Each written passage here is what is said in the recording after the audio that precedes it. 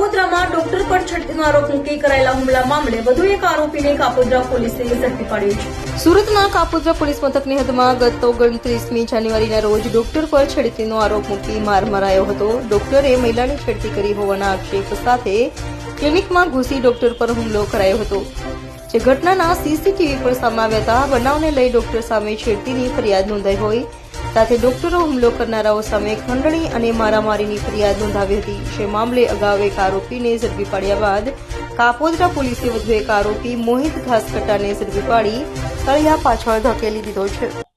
ગઈ તારીખ 29 ના રોજ કાપોદ્રા પોલીસ સ્ટેશનમાં નાના વરાછા ખાતે આવેલ ફ્લોરલ હોસ્પિટલ ખાતે રિસેપ્શનિસ્ટ તરીકે કામ કરતી યુવતી એ પોતે એવી એમના જાહેરાત કરેલી કે ડૉક્ટર પ્રતિક માવાણી જે ગાયનેકોલોજીસ્ટ છે, ડૉક્ટર જે વિઝિટિંગ ડૉક્ટર છે, એના દ્વારા એમની છેડતી કરવામાં આવેલી।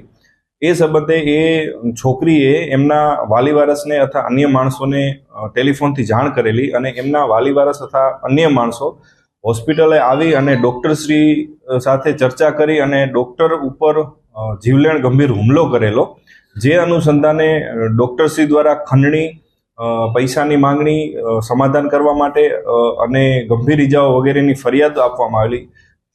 એ જ સમયે છોકરી દ્વારા પણ ડૉક્ટર વિરુદ્ધ છેડતીની ફરિયાદ આપવામાં આવેલી।